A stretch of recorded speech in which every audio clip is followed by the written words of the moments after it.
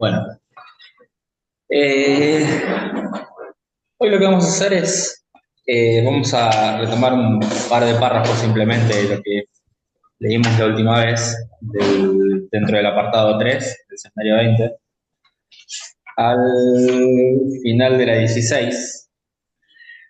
Eh, pero simplemente como puntapié para poder saltar de ahí a lo que queríamos, algo que queríamos trabajar y charlar un poco, el seminario 19, en las clases 8, 9 y 10. No las vamos a trabajar a fondo, sino que vamos a hacer simplemente un comentario de eso, o por lo menos hasta donde lleguemos. Pero para relacionar un par de cosas que surgen a partir de esto que dice la Cana del 20. Leo. 16, al final. Dice así: esta intersección de la que hablo es la que asomé antes como lo que cubre, lo que hace de obstáculo a la supuesta relación sexual. Supuesta solamente, pues enuncio que el discurso analítico no se sostiene sino con el enunciado de que no hay relación sexual, de que es imposible formularla. Eso es lo que sostiene el avance del discurso analítico. Y por allí es como determina cuál es realmente el estatuto de todos los demás discursos. Tal es denominado el punto que cubre la imposibilidad de la relación sexual como tal. El goce, en tanto sexual, es fálico, es decir, no se relaciona con el otro en cuanto tal. Bien, esto era simplemente lo que queríamos tomar del 20 para poder trabajar hoy. Vamos a ir al 19 entonces. Que hice los arreglos. Bien. Perdón, un segundo.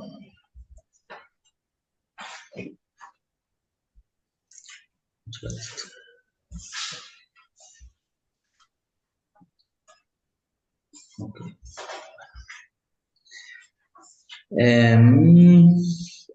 Clase 8. Sería la página 109 del seminario 19. 109 del 19, sí, clase 8. Lo que incumbe al otro. Bien. Lacan acá empieza a presentar en relación al gran otro. Dice, ya que este año apunto a hablarles del uno, hoy comenzaré a enunciar lo que incumbe al otro. A propósito de este otro, escribo con una mayúscula. Hace un tiempo recogí la inquietud señalada por un marxista, que yo debía el lugar desde donde había retomado mi trabajo. La inquietud era esta. Al proponer ese otro, ese tercero en la relación de la pareja, él, el marxista, solo podía identificarlo con Dios. Esta inquietud ¿se verá a continuación suficiente camino como para inspirarle una desconfianza irreductible respecto de la huella que yo podía ejercer? A ver, Lacan acá empieza entonces a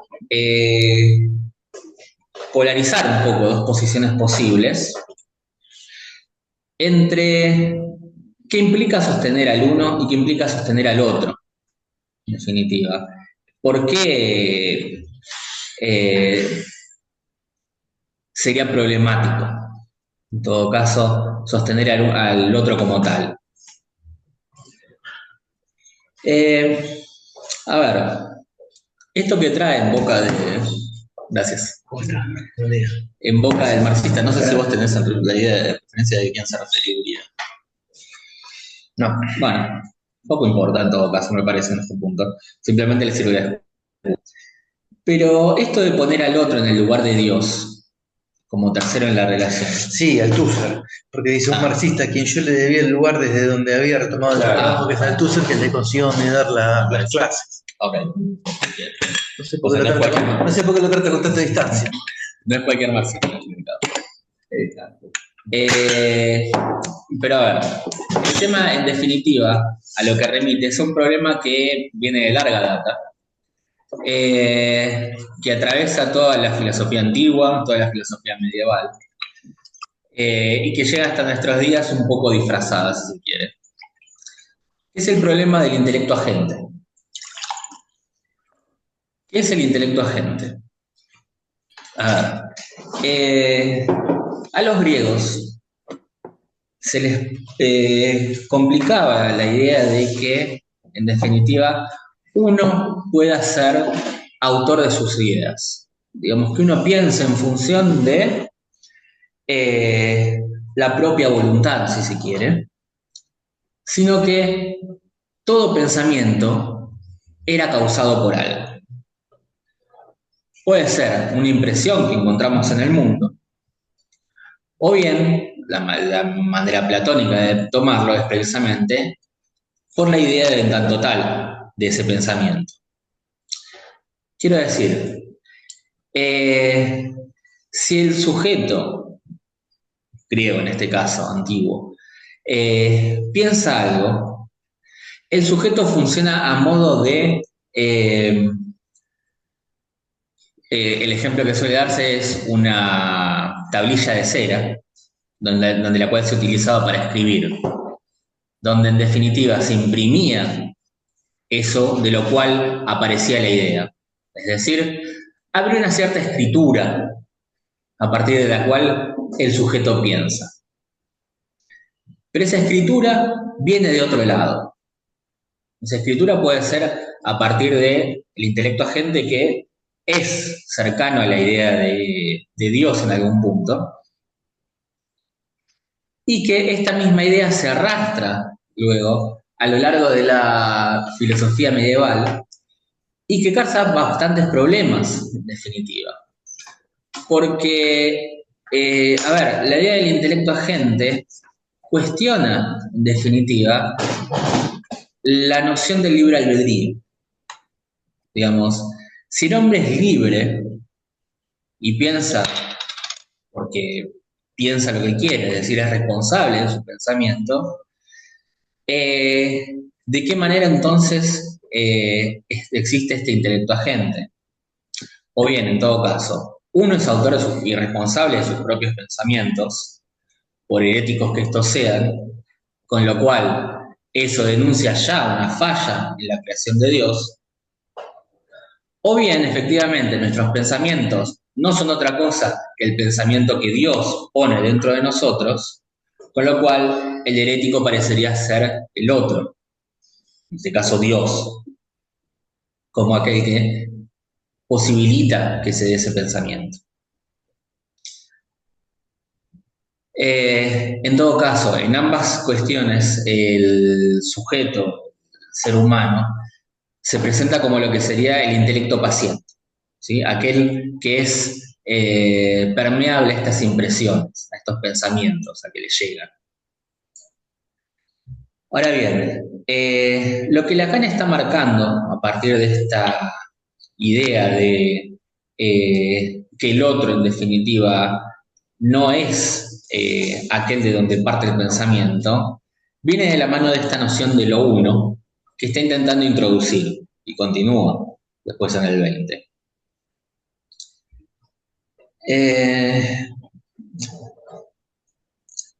Decía en el apartado 1, se subrayó ese C, leo los dos párrafos primeros. El otro en cuestión es el de la pareja sexual, ese mismo. Por eso, justamente, no será necesario producir un significante que solo puede escribirse en la medida en que tacha esa A mayúscula. Se subrayó ese subrayo ese C sin detenerme en él, pues no daría un paso. Se goza solamente del otro. Es más difícil añadir esto, que parecería imponerse, porque dije que lo que caracteriza el goce se escabulle. Se es gozado solamente por el otro. Ese es el abismo que nos presenta la cuestión de la existencia de Dios, que dejo en el horizonte como inefable. Cuando digo se goza solamente del otro, lo importante no es la relación entre lo que podríamos crear nuestro ser y lo que goza, sino que no se goza de él sexualmente. No hay relación sexual, ni se es gozado por él. Ven ustedes que la lengua, dice acá, la lang, que escribo en una sola palabra, la lengua, que no obstante es generosa, aquí resiste, se empaca, hay que decirlo, del otro se goza mentalmente. Bien. Eh, ¿Qué es esto de que se goza mentalmente? Que lo trae así justo antes de empezar a hablar del Parménides, es decir, a referirse en torno a lo uno.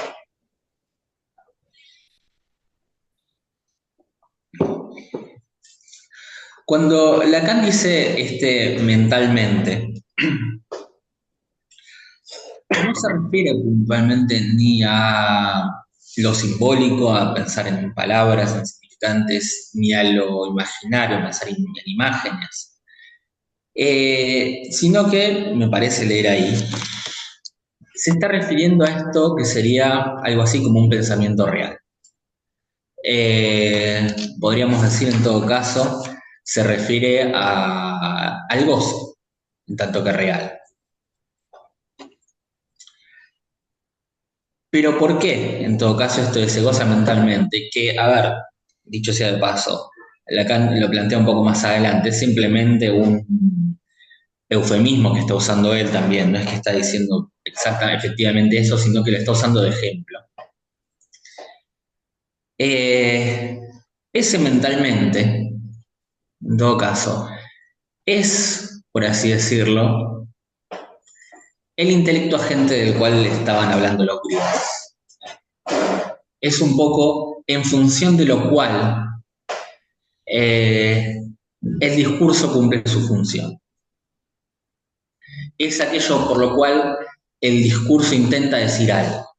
Es eso que el discurso intenta poner en palabras. Es eso que el discurso intenta hacer una escritura. Lo dice de esta manera. Un poco más abajo. Les ruego de inmediato que se detengan aquí en cuanto a lo que está en juego, la negación del goce sexual, nuevamente. La S paréntesis de mayúscula tachada. Es lo mismo que acabo de formular, que el otro se goza mentalmente. Como ya lo adelanté, esto escribe algo sobre el otro en calidad de término de la relación que, por desvanecerse debido a que no existe, deviene el lugar donde ésta se escribe. Donde ésta se escribe tal como esas 4 fórmulas que están aquí escritas, a fin de transmitir un saber. Ese saber quizás se enseña, pero lo que se le transmite es la fórmula. Leo los 2 párrafos siguientes y lo converso un poco. Debido precisamente a que uno de los términos se convierte en el lugar donde la relación se escribe, esta ya no puede ser relación porque el término cambia de función y deviene el lugar donde ésta se escribe y la relación es por estar escrita en el lugar de ese término. Uno de los términos de la relación debe vaciarse para permitirle a esta relación escribirse. Parece un trabalenguas, pero no lo es. Esto es justo lo que quita radicalmente todo alcance de idealismo a ese mentalmente, que puse recién entre comillas. Cosa que la palabra no puede enunciar. Ese idealismo es incontestable cuando vemos desarrollarse bajo la pluma de Berkeley observaciones que se basan todas en el hecho de que todo lo que se piensa es pensado por alguien. Esto es argumento, o más exactamente, argumentación irreductible. Sería más mordaz si confesara que lo que está en juego es goce. A ver, vamos a intentar unir los puntos de estos párrafos.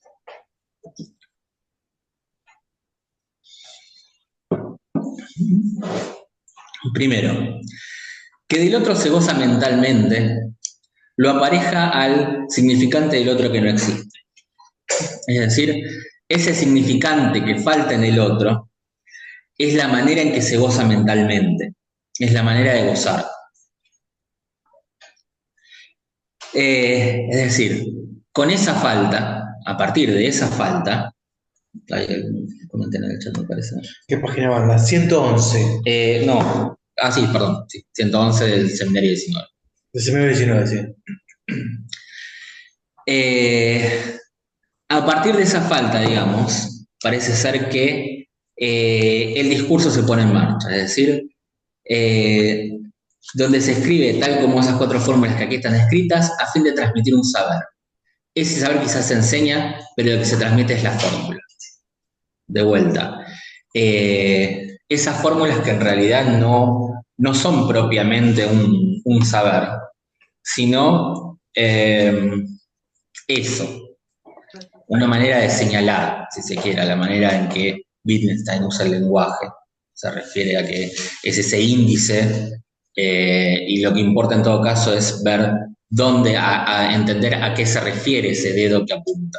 No es ni el dedo, ni es la uña, ni es el color de la pared, ni es la pared, sino entender cómo funciona eso. Es esto lo que se transmite. Debido precisamente a que uno de los términos se convierte en el lugar donde la relación se escribe, este ya no puede ser relación porque el término cambia de función y deviene el lugar donde este se escribe y la relación va. Básicamente lo que está diciendo con ese pequeño párrafo es que no hay otro del otro. ¿Por qué no hay otro del otro? Porque es el mismo problema que tiene el intelecto agente. El intelecto agente parecería ser una petición, una regresión al infinito. Quiero decir, si yo pienso, es porque hay algo que piensa por mí. Pero ¿quién piensa por ese alguien?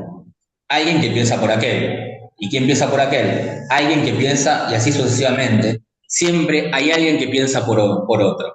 ¿Sí? Hasta que necesariamente entonces hay que hacer un corte. Ese es el problema que tiene el intelecto agente, que el intelecto agente, si bien piensa, jamás es pensado, en el sentido de que entonces, si piensa, no lo sabe. Puede pensar, pero no sabe absolutamente nada de eso. Y esto que está diciendo precisamente es que uno de los términos de la relación debe vaciarse para permitirle a esa relación escribirse. Es decir, si el otro es el lugar donde efectivamente puede escribirse el significante y por tanto establecer a partir de allí una relación, yo no puedo hacer de ese lugar nuevamente el lugar de la relación, el elemento que pongo en relación, porque el problema que me acarrea esto de vuelta es la misma paradoja de Russell que veníamos viendo los otros encuentros, que efectivamente si lo pongo en relación con algo que lo representa a sí mismo, eso tiene que estar escrito en otro lugar. Es decir, necesito que haya un otro del otro para que sea el lugar de esa relación al otro. Entonces, si no, no habría lugar para la inscripción.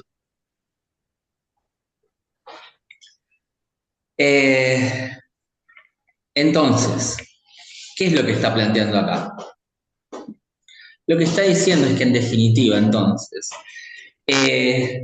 no es que uno piensa en función de que hay ese intelecto agente donde estaría todo el saber, sino que precisamente en tanto no hay otro del otro, porque parece ser que si hubiese otro, efectivamente existiese, si tuviese esa coherencia y no hubiese ese significante del otro que no existe, si no hubiese esa falta,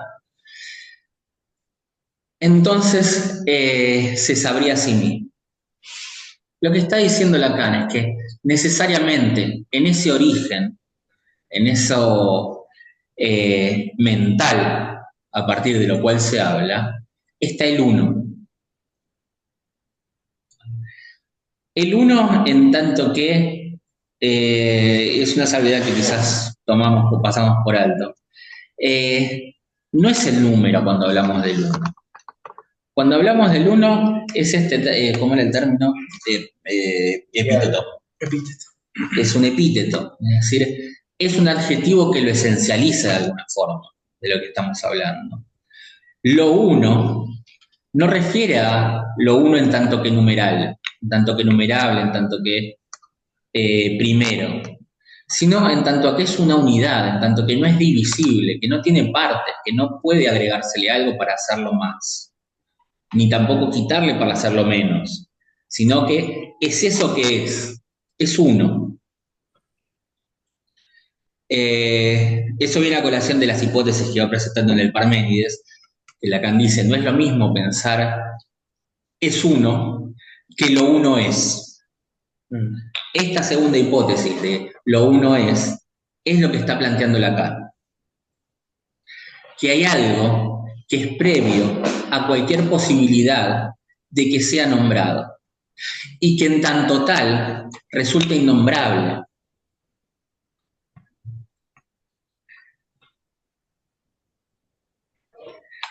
Eh,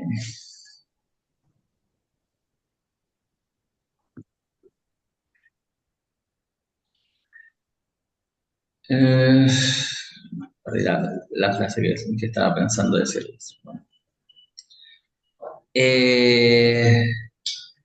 Sí, no, que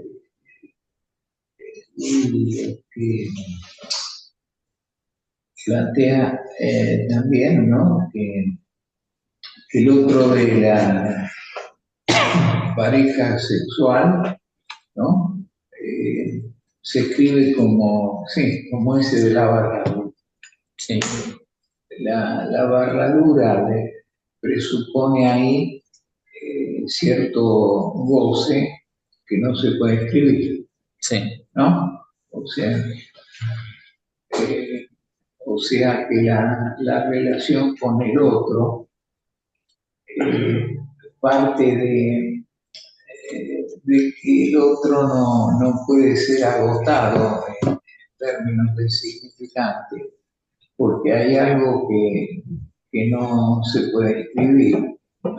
Es lo que después va a llevar en la fórmula de la sexuación al ese del abarrado, ¿no? Como cuando tacha a la mujer y una parte se dedica al palo y otra al ese del abarrado. O sea, aquel goce que no se inscribe, ¿no?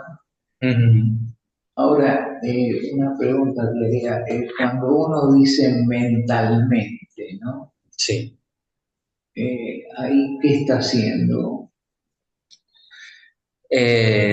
A ver, en Sutilezas, Miller hablaba de lo amorfo de lo mental. Que es a partir de esto, en definitiva, que uno habla.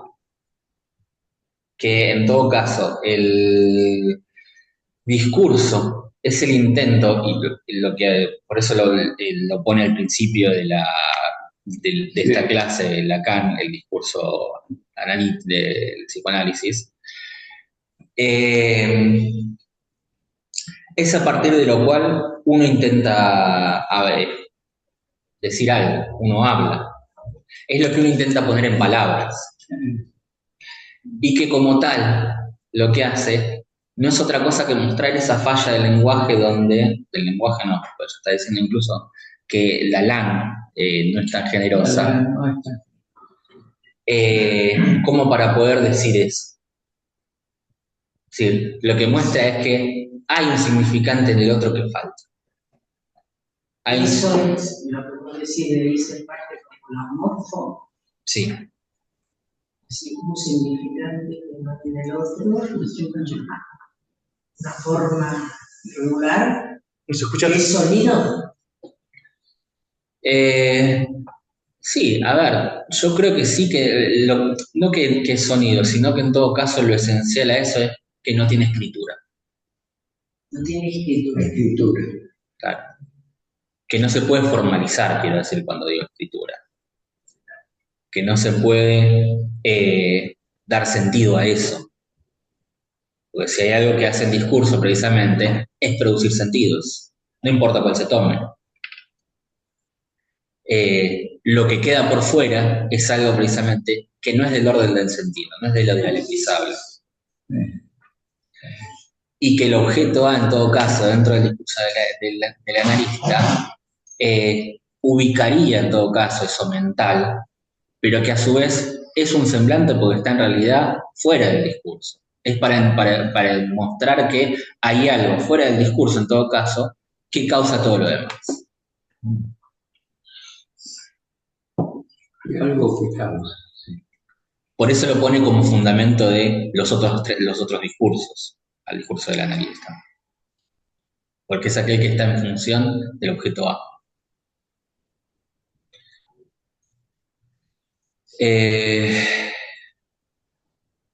No sé si enrollarme más con esta clase. Me parece que esto era el principal jugo que le quería sacar.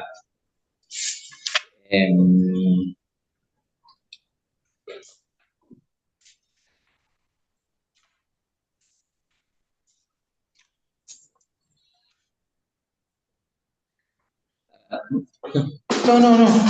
Si querés, Dale, vamos salteando en todo caso. sí, vamos conversando. Dale. Porque hoy a la mañana conversábamos en última instancia por qué retomábamos los capítulos de UPIR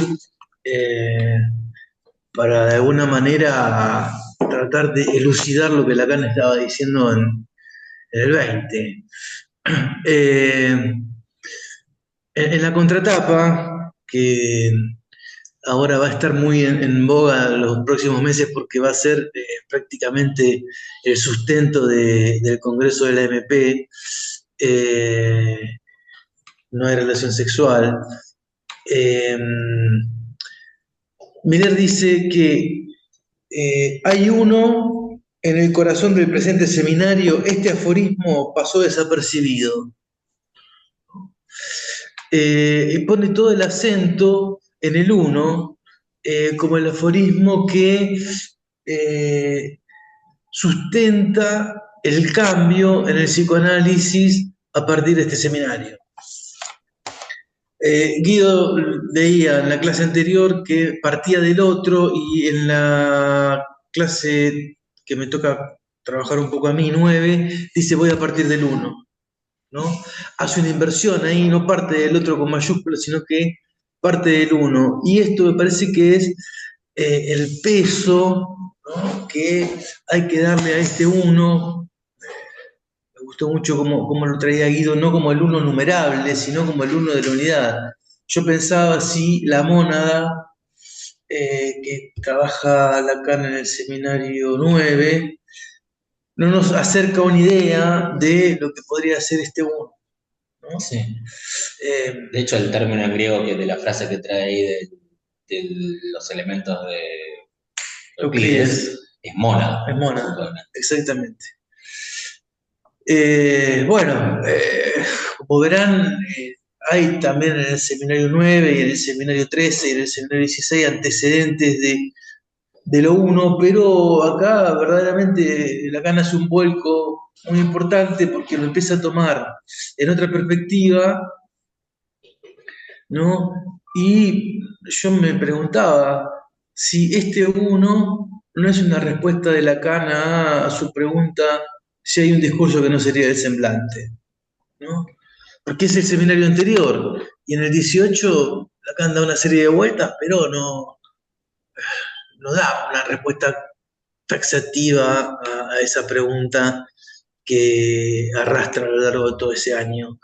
Pero el 1 es probable, el 1 en tanto hay uno existente, ¿no?, que completa el no hay relación sexual, es posible de ser pensado como un discurso que no sería del semblante porque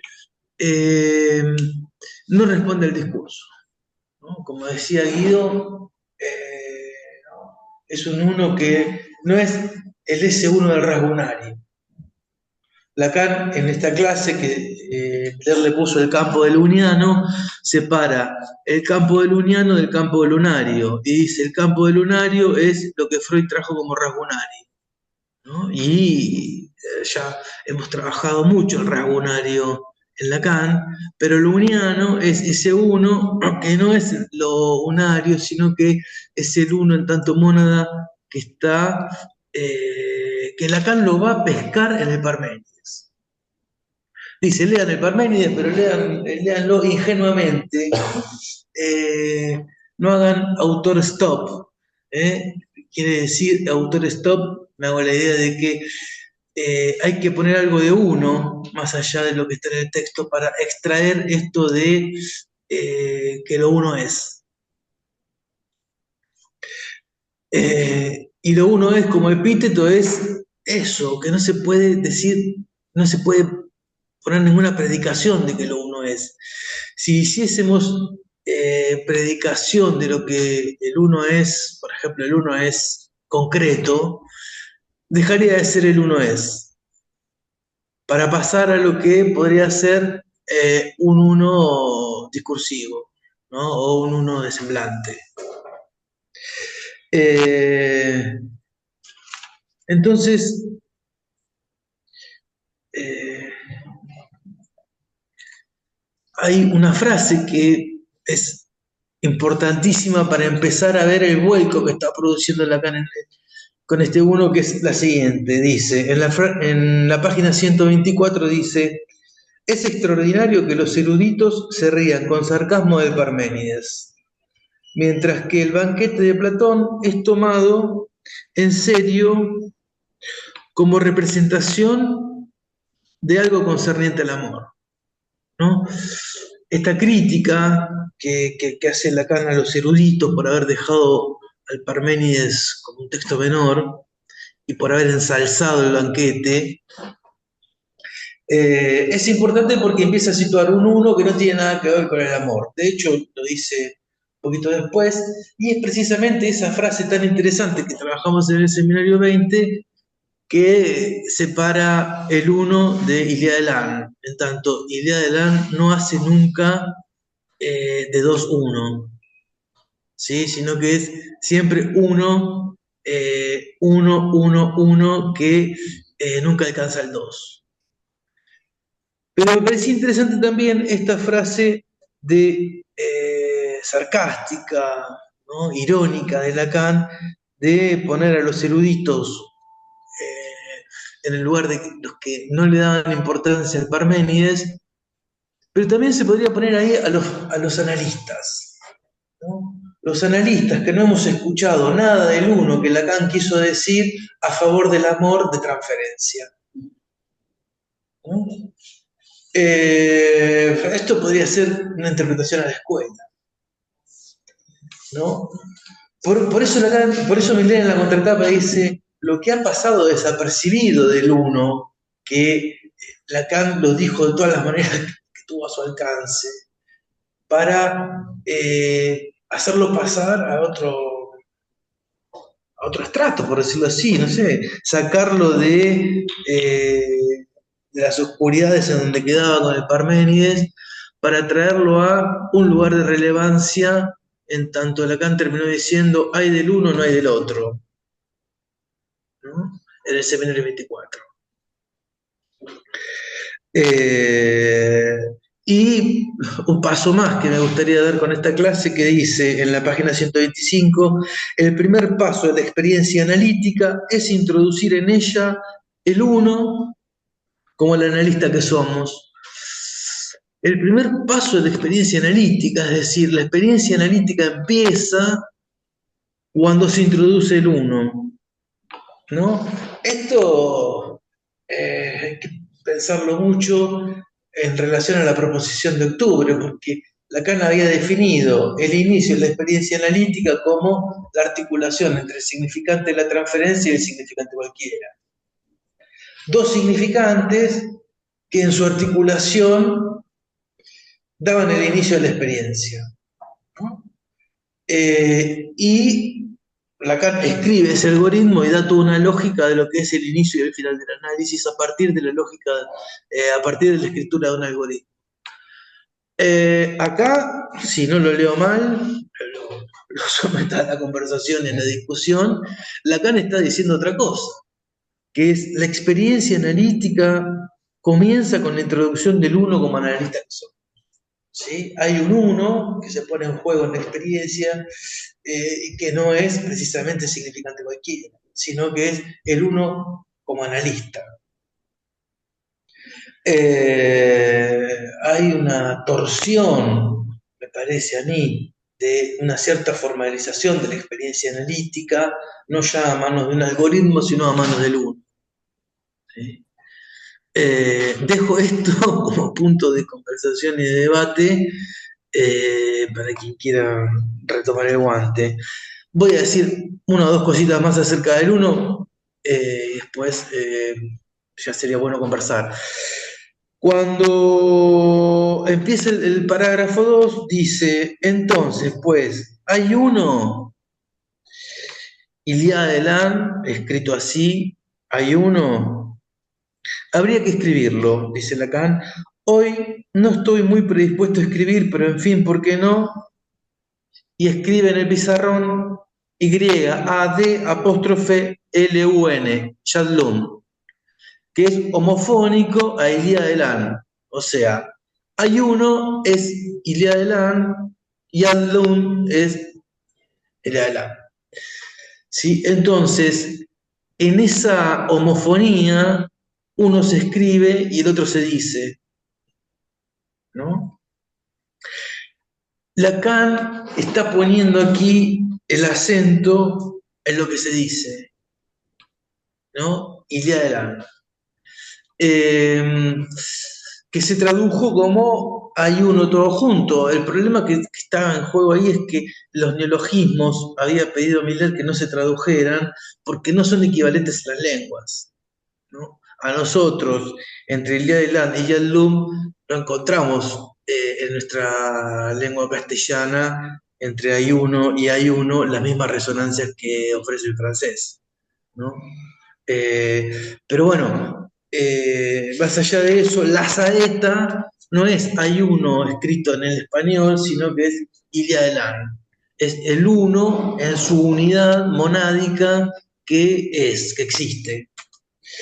Eh,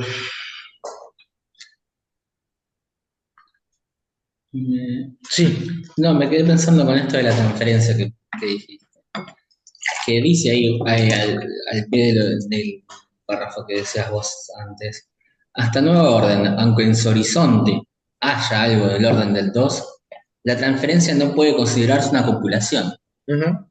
Es decir, no hay dos elementos en la transferencia, hay uno solo. La copulación es hacer uno y otro, A y B, y hacer de eso un conjunto entonces. Quiere decir, en la transferencia hay uno solo, no hay un segundo elemento. Entiendo que por ese lado va esto del reproche de cuando dice, leo el párrafo entero del cual Carlos destacó la frase. Por sí solo, esto ya sería una razón para plantear algunas proposiciones ya desglosadas por otros acerca del uno. Si además no existiera esto, que el primer paso de la experiencia analítica es introducir en ella el uno como el analista que somos. Le hacemos dar el paso de entrada, a cambio de lo cual el primer modo de la manifestación del analizante es reprocharles que sean solo uno entre otros. Uh-huh. A cambio de lo cual lo que manifiesta, pero por supuesto sin darse cuenta, es que él no tiene nada que ver con esos otros. Y por eso quisiera ser el único con ustedes, el analista, para que eso dé dos. Digamos, es la ilusión, de vuelta, que siempre uno se encuentra en el análisis, que arma esa escena de la transferencia. Bueno, habría que ver si es la transferencia en todo caso ahora. De que efectivamente el analista me está escuchando a mí. ¿No? ¿El analista qué? Que es mi analista, el que me está escuchando.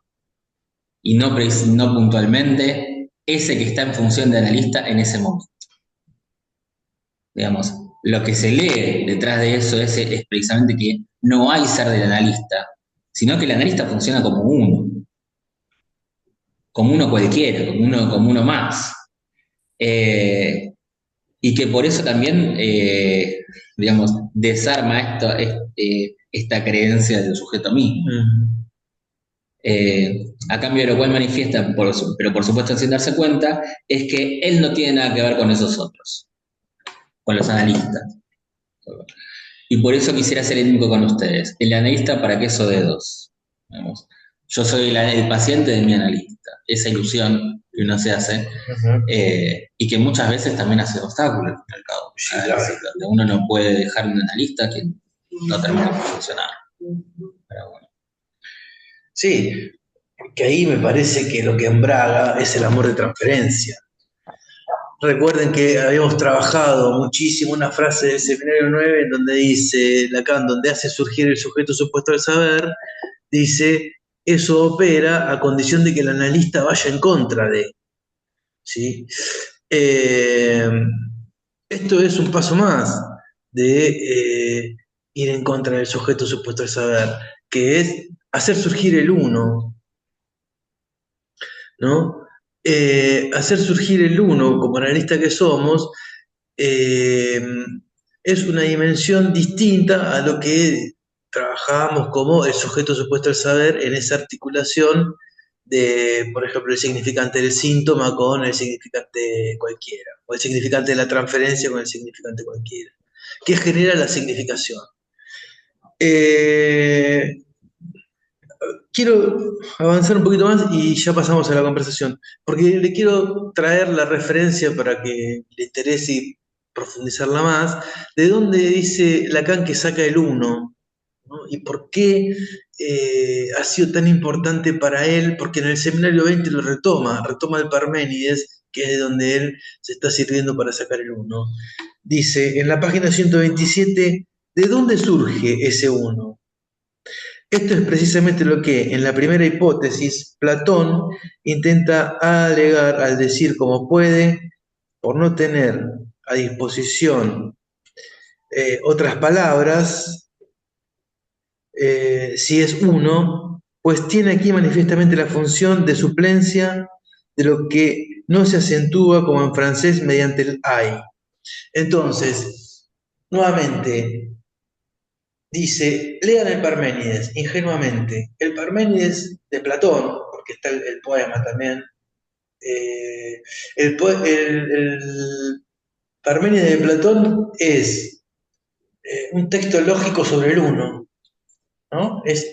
Tiene 10 axiomas intentando sostener lo que es uno, ¿no? Entre la primera y la segunda hipótesis, depende cómo se lea, Lacan las toma las dos, pero dice el uno es la que le interesa a él, es para sostener la bifidez del uno, dice Lacan en este mismo texto. ¿Qué es que el uno es bífido? Que tiene una pata puesta en la existencia, en lo que es, y otra pata puesta en el S1 como racional. ¿Sí? Esa es la bifidez que Lacan está presentando del uno que extrae del Parménides. Porque el uno de la existencia en tanto real es Ilia del Ar. El uno del rasgo unario es el S1 que es el que comanda el discurso del amo. O es allí donde se inicia el discurso del amo. Estas frases nos van a servir mucho para, muy avanzado el seminario 20, Lacan trabaja esta bifidez del uno para decir lo que es el enjambre zumbante a diferencia de lo que es un discurso, ¿no? Pero bueno, eso es al final del seminario 20, con lo cual falta un montón. Pero el uno tiene esos dos rostros, como decir, ¿no? Si fuese solamente existente, sería el autismo profundo del goce. Y si fuese solamente el uno del rasgunario o del discurso del amo, no habría lugar a lo real. Sería solamente el semblante. Entonces, en esa bifidez me parece que se puede empezar a pensar lo constitutivo y lo constituyente del uno, ¿no? Bueno, conversemos porque hay muchas otras referencias en esto, pero es complejo, ¿no? Lo que estamos trayendo. Ramón, me parece que te una pregunta. No. Yo me quedé pensando, había surgido también la charla previa. Que en definitiva me parece que está sosteniendo esto, que cada uno, quiero decir, no habla más que de ese uno, en definitiva. No habla más que de eso que de lo que se goza mentalmente. En el sentido de que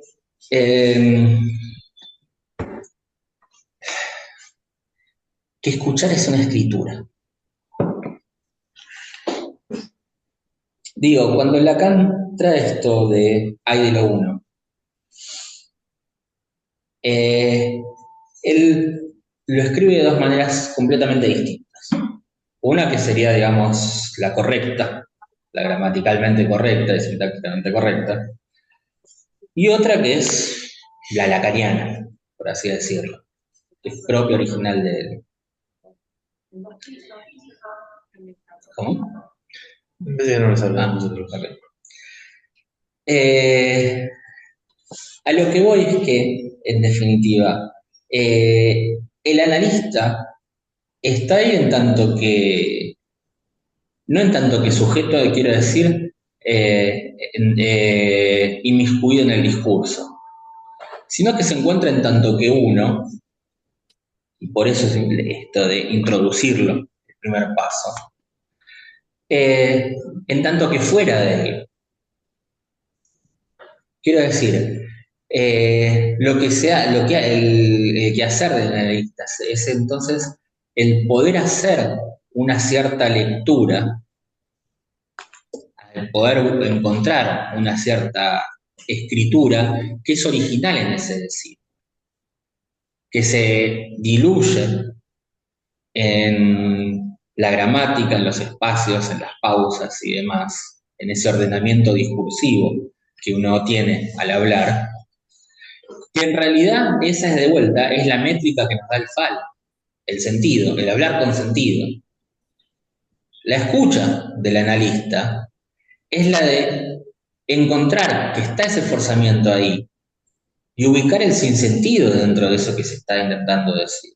Digamos, ubicar, poder hacer escuchar ese goce mental que está resonando en cada una de las palabras, en cada uno de los términos que uno dice, y que sin embargo uno no puede escribirlo ahí, uno no puede encontrarlo. Así como uno cada vez que cuenta en la recta numérica, uno pierde de vuelta ese uno que cuenta como un cero, que es lo que traíamos con sutura. Entiendo que es, por lo menos, no sé, ahora se me ocurrió, esto de la entrada del 1, que sería entonces, es el algoritmo de la transferencia, no el establecimiento de una díada, sino de una soledad en el discurso.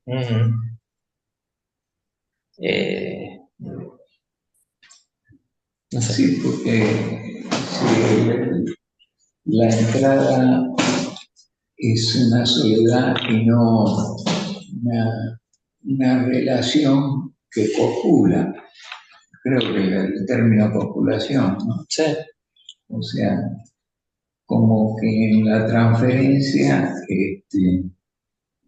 se busca el dos, ¿no? Como para que dé un significado, ¿no? Que es el supuesto saber. O sea, hay la idea de una copulación, ¿no? Con el significante cualquiera, ¿no? Sí. En cambio acá plantearía una cosa diferente, ¿no? En tanto es uno entre otros. ¿Sí? La idea de lo real, ¿no? ¿Por qué uno entre otros? Claro, en el sentido, a ver, la frase acá la trae. Le hacemos dar el paso de entrada, esto voy a introducir el 1, a cambio de lo cual el primer modo de la manifestación del analizante es reprocharles que sean solo uno entre otros. Que el analista es cualquiera en realidad. ¿No? Porque esto que traíamos del seminario 9 ¿Por qué no me dice la verdad de la verdad? ¿Cómo que usted no sabe lo que me pasa a mí? ¿Cómo no tiene significante que me falta? Por eso la escuela tiene un anuario,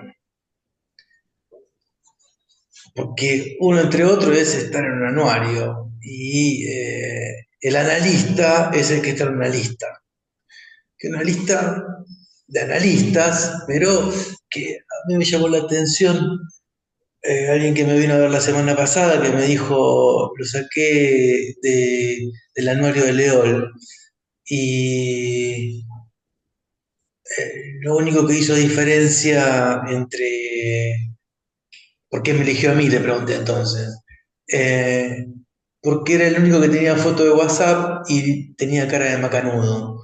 Pero para llegar me tuvo que agendar y buscar a otros analistas para encontrarse con alguien que tenía cara de macanudo. Eso es uno entre otros. Me parece que el anuario de León está fundado por Lacan como la lista de los analistas, que León reconoce como tal, que la escuela reconoce como tal, pero que es uno entre otros, a diferencia del significante cualquiera.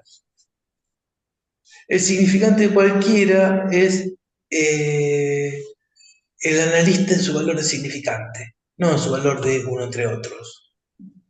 Me parece, ¿no? Pensándolo ahora. No sé qué dice uno entre otros, es real, apunta a lo real. Sí, ¿Es eso? me parece. Yo creo que sí. Sí. Sí. Que no deja de No estar. puede medir para nada. ¿Cómo? No se puede medir para nada. Bueno, Sentirlo, en parte. Sí, inclusive acá, por lo que dice Milena en la contratapa, estamos en el inicio de la torsión de Lacan hacia su última enseñanza. Me parece que este es un seminario de pasaje, mucho más que otro, mucho más que el 18, por ejemplo, porque leíamos, por ejemplo, que acá ya Lacan trae la palabra la langue, trae el uno, trae la redefinición de la transferencia, trae esta saeta que es hay del uno y no hay del otro. Entonces me parece que es de aquí donde se empieza a apoyar Lacan para empezar a dar otros pasos en relación a su última enseñanza, ¿no? Por lo menos en relación, por ejemplo, a lo que tiene que ver con la articulación de los significantes. Este uno es un uno totalmente desarticulado. No es el uno de la lingüística, no es el uno de la instancia de la letra, ¿no? Hoy lo conversábamos a la mañana entre nosotros. No es el uno de caballeros damas, que da la posición de alguien en el mundo simbólico, hombre o mujer, ¿no? Es el uno que le va a permitir a Lacan pensar un goce que no pasa por hombres y mujeres. En el seminario 20 lo va a poner más del lado del goce femenino, pero es el inicio hasta del sintón en ese punto, como ese goce real. Bueno, nada, sus consecuencias, pero quiero decir, eh, y todo el acento que pone Milena en su lectura y que está intentando guiar hacia una orientación a lo real es en relación a este ayuno, ¿no? Con lo cual, esa es la transformación, el paso que permite Lacan llevar al psicoanálisis de otro lado. Me parece que hay que seguir dándole muchas vueltas a este ayuno porque eh, no le hemos sacado todas las consecuencias que tiene, ¿no? Para Lacan.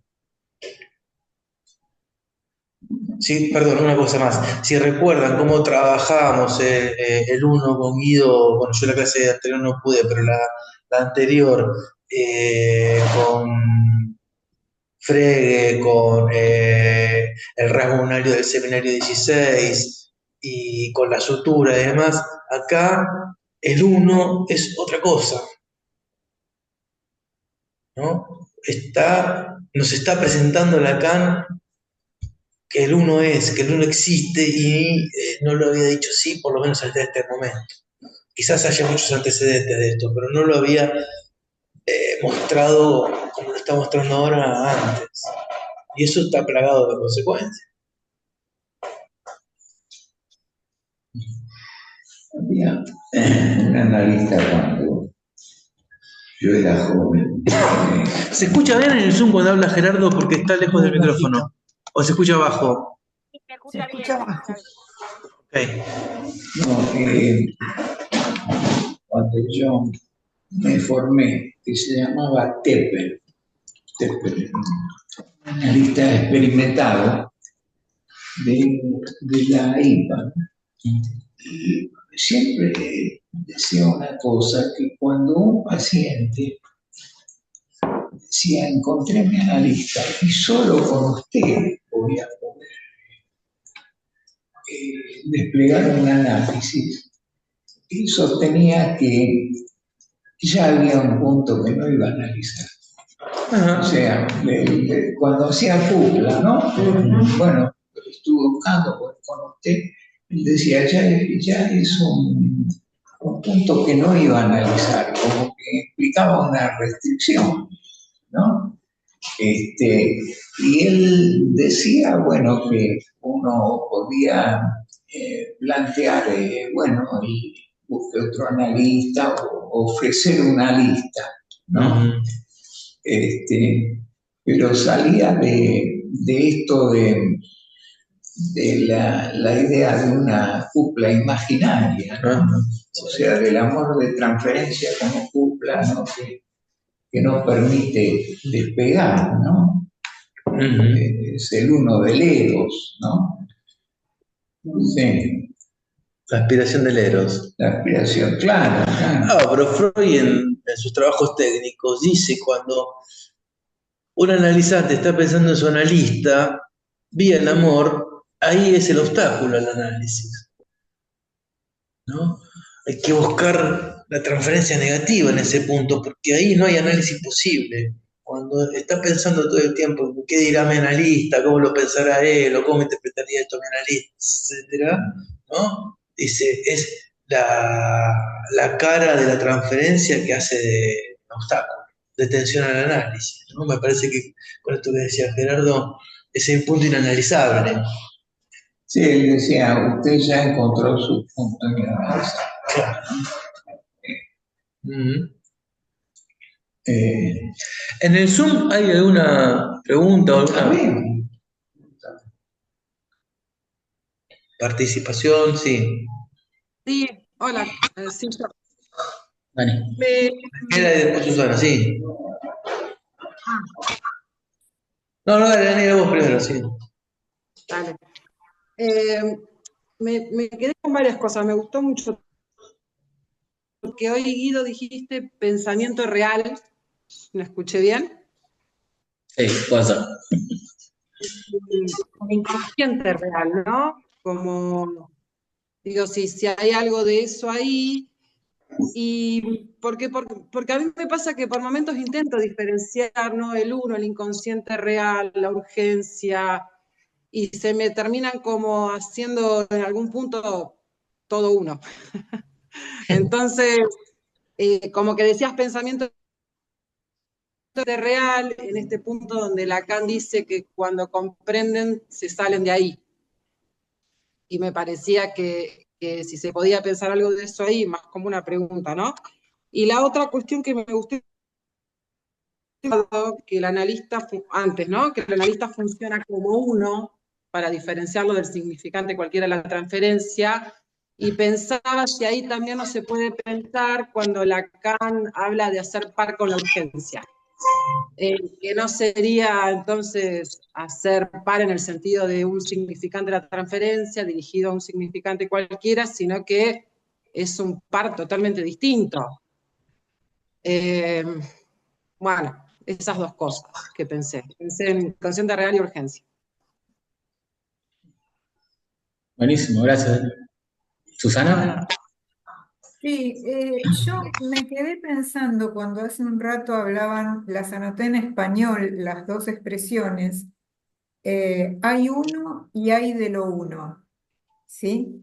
Y me pareció escuchar ahí una diferencia. Yo siempre ubiqué el hay de lo uno como haciendo referencia a ese real. Ahora estoy en duda.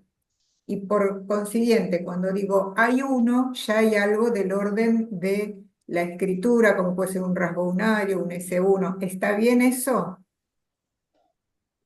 ¿O es al revés? Al Y ahora revés. entré en duda, chicos. Realmente. Es al revés, porque nosotros no necesitamos la expresión hay de lo uno. Bien, Los franceses utilizan hay de, por ejemplo, para decir hay pan, dicen hay del pan. ¿Eh? Claro. No, nosotros no requerimos hay de, sino que decimos hay pan directamente, no decimos hay del pan. Eh, Esa es la expresión correcta para los franceses. Hay de Iliad, Iliad de la, hay de lo hay uno. de lo uno. Esa es la expresión correcta. Eso ya tiene que ver con el S1, el rasgo unario, me estás diciendo acá. Sí, Bien, yo creo que sí, porque cuando él dice Yad Lun, Iliad Elan, que es Yad Lun, es sí, la escritura fonética de Iliad Elan.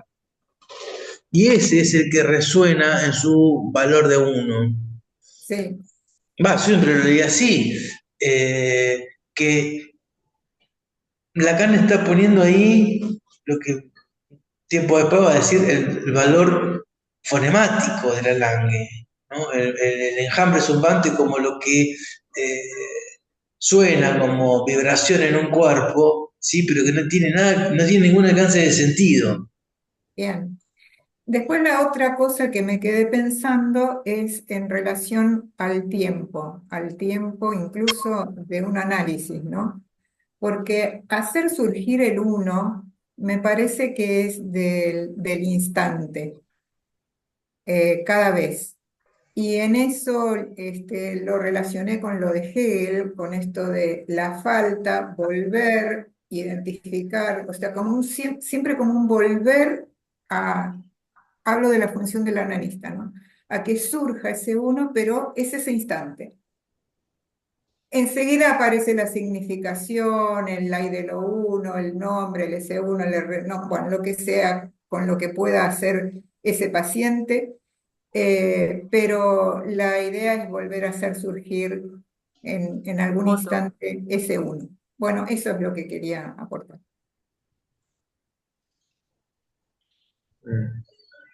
Sí, creo que eso también hace al uno por uno, en definitiva, esto también de siempre como si fuese como si no conocieran al analizante.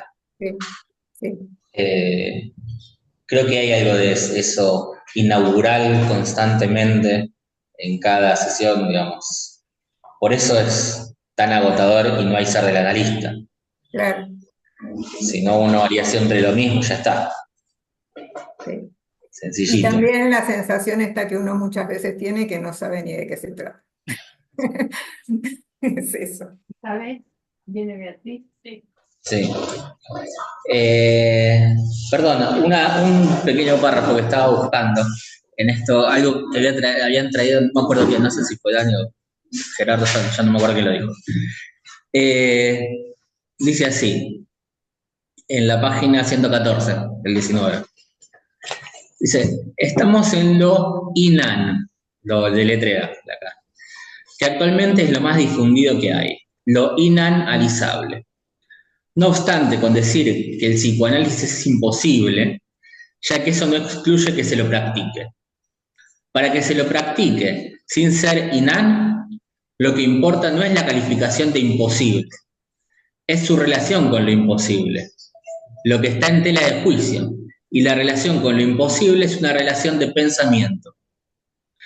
Esta relación no tendría sentido alguno si la imposibilidad demostrada no fuese estrictamente una imposibilidad de pensamiento, porque esta es la única demostrable. Hay algo de esto que trajo Gerardo, de que cuando uno dice mi analista, ahí ya introduce algo inanalizable en esa relación. Pero que en algún punto estoy totalmente de acuerdo, pero creo que también hay algo más, que es que ya desde el vamos, desde el hecho de ponerlo en palabras, hay algo que en definitiva es del orden del inanalizable en análisis. Porque lo que se está intentando hacer es, decirlo de manera muy bruta, traducir algo de lo real a lo simbólico. Tratar de escribir en el registro de lo verdadero y de lo falso algo que no le corresponde, que no cae dentro de esas categorías. Ese goce, de vuelta, de lo mental, como trajimos justo hoy, eso que pone en marcha el ponerse a hablar frente a un desconocido, que supuestamente tiene la respuesta y la clave sobre cuál es nuestro malestar.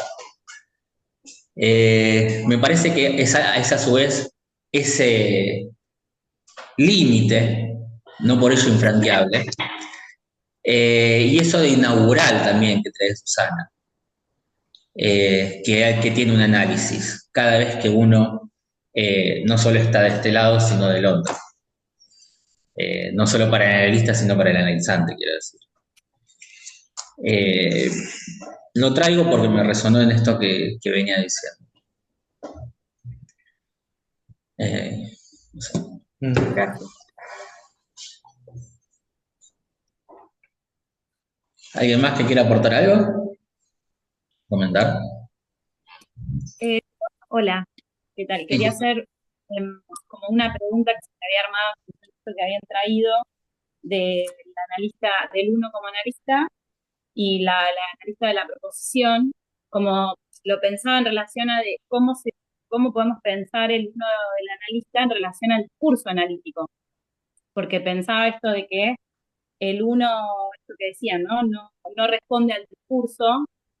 Creo que algo Dani trajo, ¿no? El analista que hace par con la urgencia, es decir, cómo pensar el analista como uno dentro del discurso analítico que no deja de ser un discurso. Se me había como armado eso. Muy interesante tu pregunta, Sonia, porque me hiciste pensar lo siguiente. El analista cuenta como semblante en el discurso analítico, con lo cual, si cuenta como semblante, no es el analista ahí, no es nada del orden de su ser, sino que hace semblante de un objeto que el analizante deposita en la transferencia. Tanto es así que dice Lacan, no se sabe cuál es el objeto que somos para el analizante hasta que el analizante mismo pueda resolver la transferencia y saber cuál es lo que ha causado su deseo, o objeto A. Pero el analista soporta, haciendo semblante de objeto, en el discurso, algo que no tiene nada que ver con su ser, que queda por fuera.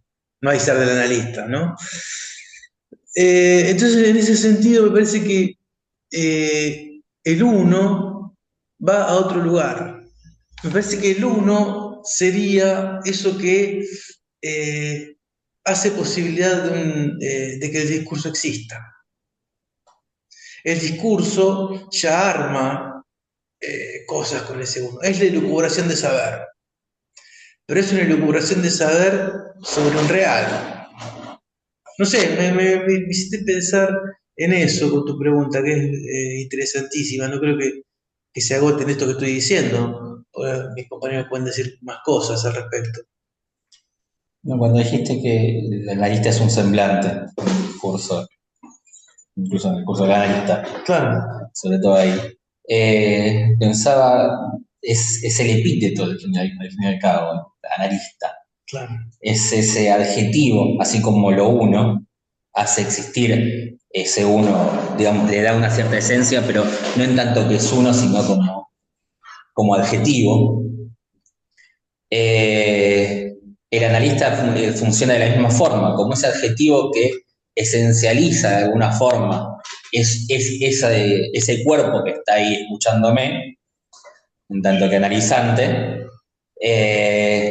pero que de vuelta es un semblante, no es, no es, no es esa persona, ni ese nombre, ni ese miembro que es de la escuela, sino que resulta ser el sostener ese espacio a sabiendas de que es un discurso, a sabiendas de que lo que se escucha es ese uno que uno va a decir sin darse cuenta, por supuesto. Es ese goce que uno tapa a través de la gramática discursiva.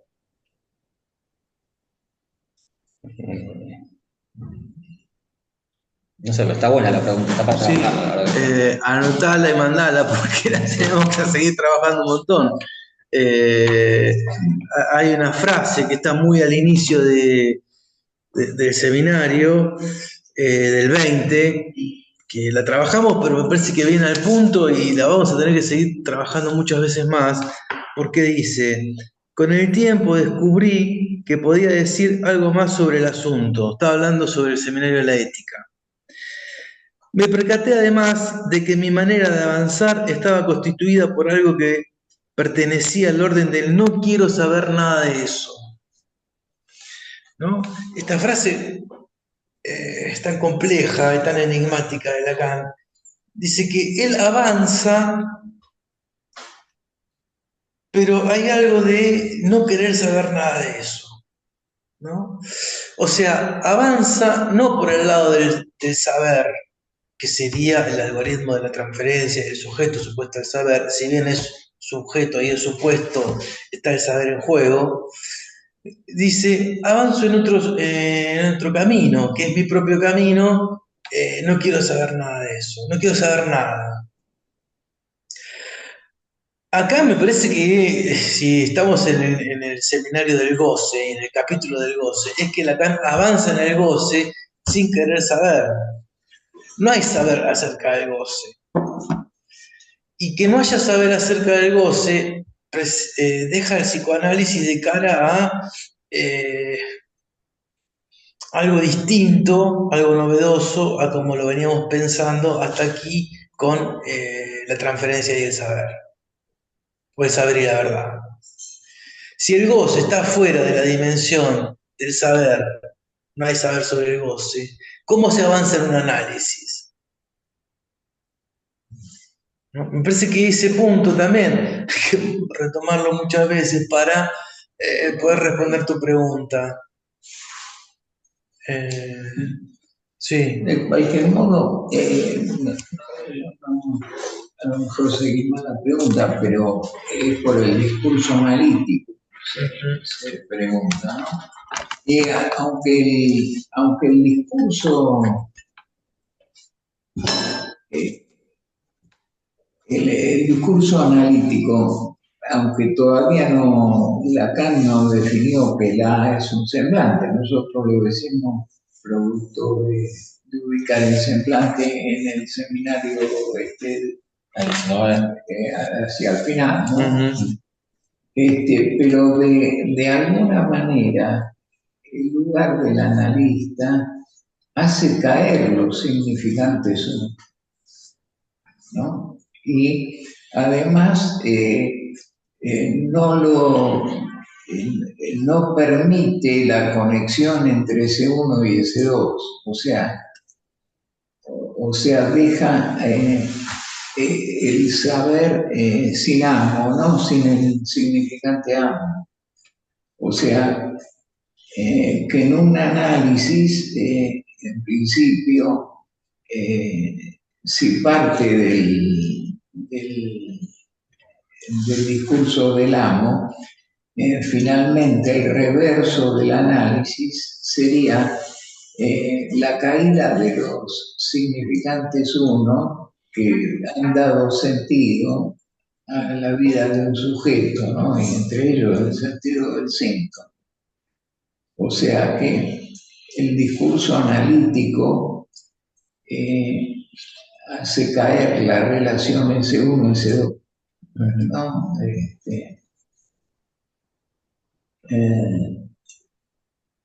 Me parece que está relacionado con el sentido, eso, ¿no? el S1, S2. Y con la identificación, porque el S1 que la lista intenta hacer caer es el S1 del rasgunario, Exacto. ¿no? El Lacan, S1 del rasgunario. sí, porque Lacan en el seminario 9 define al análisis como una desidentificación de los rasgos de los Sí. unos en los cuales el sujeto ha quedado identificado para poder hacer otra cosa. Es la salida que busca Lacan al problema freudiano de la roca viva de la castración y la envidia del pene, ¿no? Que es en donde Freud encontraba la detención de sus análisis. La desidentificación del S1, la caída del S1 como identificación es lo mismo, es la búsqueda de Lacan de que el analizante haga otra cosa con su vida. Ahora bien, este uno que empieza a presentar acá es de otro orden. Sí. ¿Sí? No es del orden de la identificación, o por lo menos no es del orden de la identificación como la veníamos trabajando hasta ahora. No, es el uno, vos lo dijiste bien, es condición de posibilidad de que haya discurso. Sí. Bien. Bueno, ¿alguien más quiere decir algo? Quedan unos minutos todavía. Sonia, te pido que nos mandes tu pregunta por escrito porque me parece que, por lo menos a mí me dejó pensando y quisiera releerla a ver si puedo trabajar algo más, por un interés personal. Bueno, listo, la escribo informando al... Gracias. Bien. Bueno, si nadie más quiere aportar algo más, ¿podrían volver al concepto de uno como bífido, por favor? Dice Viviana. Le paso la referencia de Upier.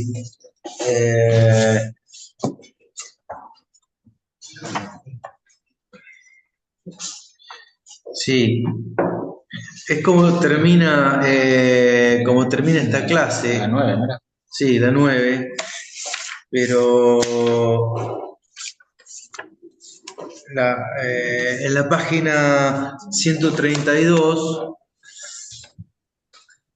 Lacan dice: así es como pretendo llevarlos a algún lado al perseguir mediante esta bifidez del uno. Todavía hay que ver si se sostiene ese uno que Platón distingue también del ser. El ser es uno siempre, en todos los casos, pero el uno no sabe cómo ser. He aquí lo que, por cierto, está perfectamente demostrado en el Parménides. Esta bifidez del uno y el ser y el uno me parece que casi que podría ser un puntapié inicial de cómo Miller empieza su último seminario, ¿no? Pero está mostrando esta doble cara del uno, ¿no? Que el uno siempre es, pero no sabe cómo ser. Sí, es un poco esto que hablábamos más al principio, en relación al intelecto agente y el problema que plantea. El uno es, quiere decir que,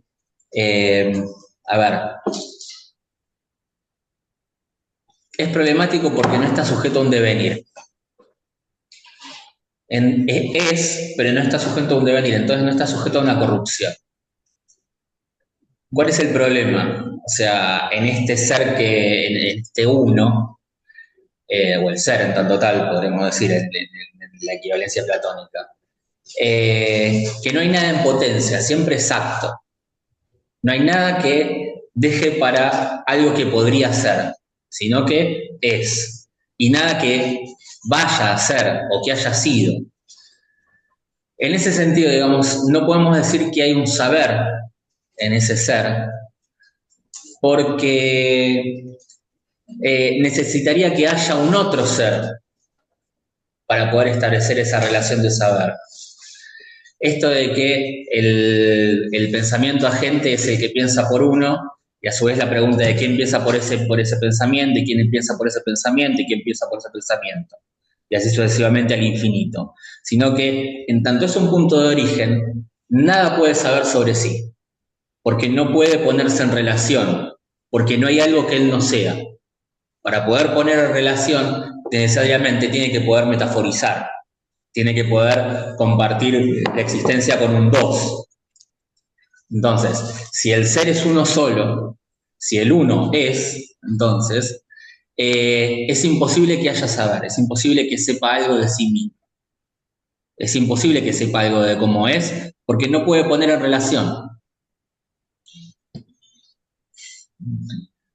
Es el típico argumento por el cual se sostiene tanto en los grandes tratados de la modernidad, tanto en Descartes, en Spinoza, en Leibniz, etcétera. ¿Por qué se sostiene que la sustancia es una sola? Porque ya el implicar que haya dos introduce una cierta regresión al infinito, donde no hay un origen. Y lamentablemente para el pensamiento moderno, el origen, a su vez, instituye una imposibilidad, el que sean dos. Instituye una imposibilidad. Claro, de que haya otro. Hay de lo uno, no hay de lo otro. Gracias. ¿Sí? Se hace una mezcla con, bueno, tengo que volver a releer todo porque esto del uno, lo uno, termina siendo como una amalgama. Lo uniano, lo unario, el cero que vos hablabas la clase anterior, esto estaría relacionado con ese cero, como esa ausencia, Claro. ¿sí? Que permite, no entra en la cuenta, pero está, digamos, que es lo que Es permite. condición de posibilidad de que se pueda contar, pero no entra en la cuenta. Exactamente. Perfecto. Gracias. Gracias. Bueno, nos vemos el lunes que viene entonces. Sí. Hasta el lunes. Adiós. Buena semana. Chao, chao, buena semana. Cierro.